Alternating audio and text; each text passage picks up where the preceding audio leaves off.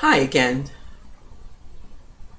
I really think that it is important that you know what happened that caused me to draw the conclusion that church is dangerous for everybody.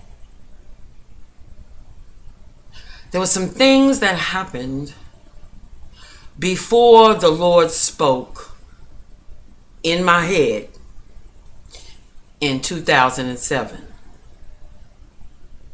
The year was 2002,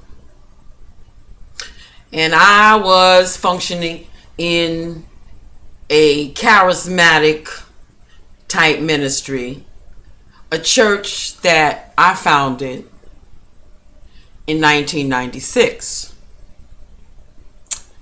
I brought it in under the denomination, but they weren't interested in it, and they paid no attention to it.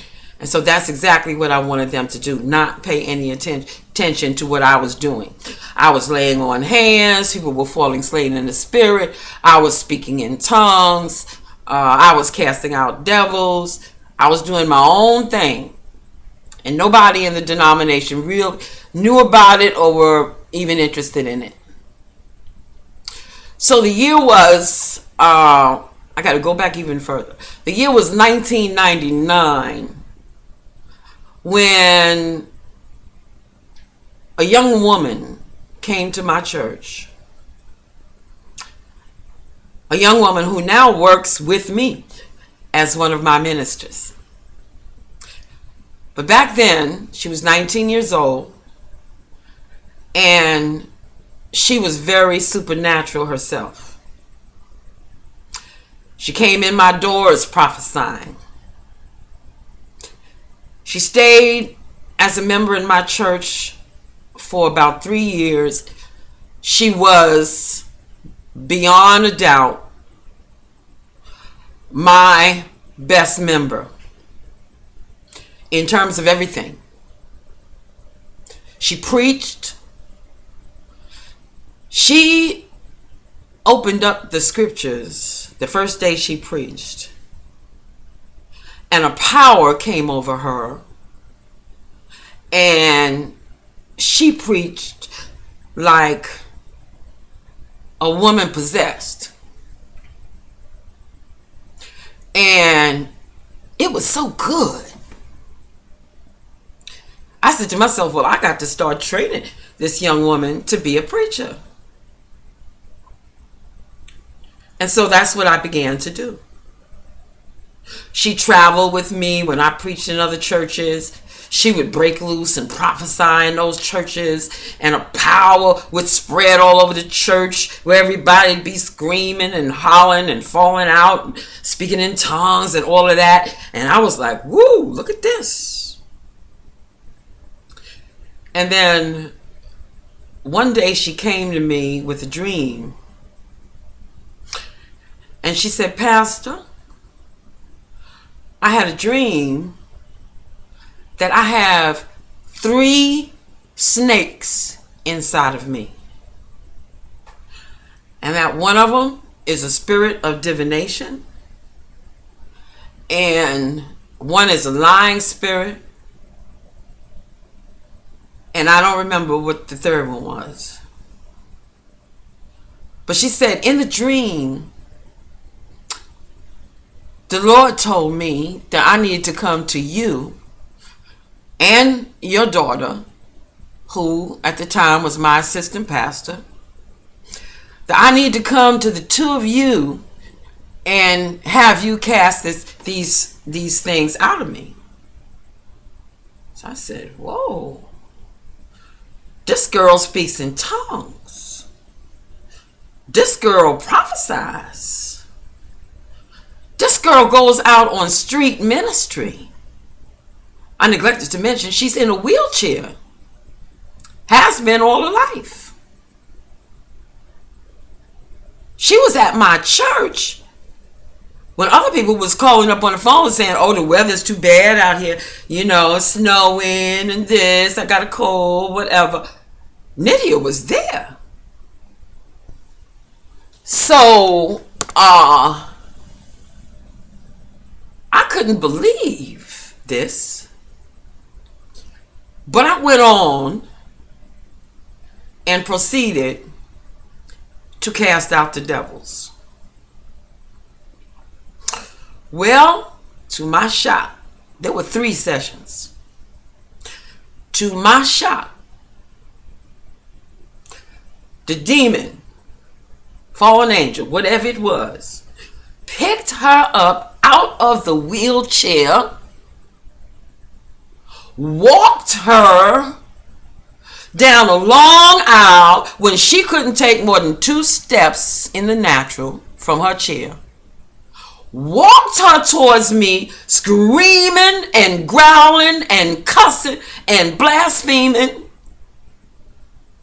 picked up a Bible off the table, almost bashed my daughter in the head with it. She jumped up and said, "It's on." Everybody gathered about, and that thing in her was coming for me. I was too shocked to be scared at the time, but I started backing up. And I backed up as far as I could go. And then my team leaped up and brought this little 110-pound gal down to the floor. And she sat there on that floor and she wailed, "She's mine. Her grandmother gave her to me." I said, "Woo!" Well, after that day, there were a few more manifestations. And then I said, something's not right with this. So I went to Nydia's house and we sat down and we talked. And I came to realize that she did not understand the resurrection of Jesus Christ. And even though she could preach the cross, she really didn't understand the cross either. And that's when it hit me in the face. This young woman is not saved. Never has been. So this was a phenomenal revelation for me. Because as I said, Nydia, as I look back over my church history as a pastor, and I must have pastored a good 20 years out of my 25 years in the system, by far, she was my best member. And by far, she was my most gifted member. So I had to figure this out. I said, what up with this? Then, as we talked, I found out that every day of her life, she was hearing voices and she was being tormented by demons. But she thought that that's what all Christians were supposed to go through, and so she never said anything about it. She grit her teeth and she bore it. Well, to make a long story short, that third demon came out. We were sitting at the Bible study table. And I wasn't even trying to cast that thing out. And I said something that triggered it. And Nydia got this blank look about her face, picked up a pen and wrote, "I cannot speak. It has my throat." So I jumped up. I started casting that thing out. And I said, "Say, Jesus was raised from the dead." And it looked at me like this, mocking. I refused to allow her to say it. And we went on for a while, and finally, it left. And that year was 2002. And it hasn't been back. And as I said, you know, she, right now, is my sidekick. You know, she is once again, my ace boon coon. But what happened with her case is that it caused me to see that there was certainly something wrong, because Nydia had been in a charismatic Pentecostal church since she was 11 years old.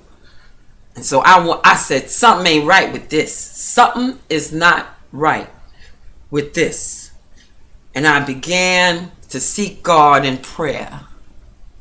And I said to him, Lord, show me the darkness that is around me. And I'm going to tell y'all something. All hell broke loose. All hell broke loose. Till next time.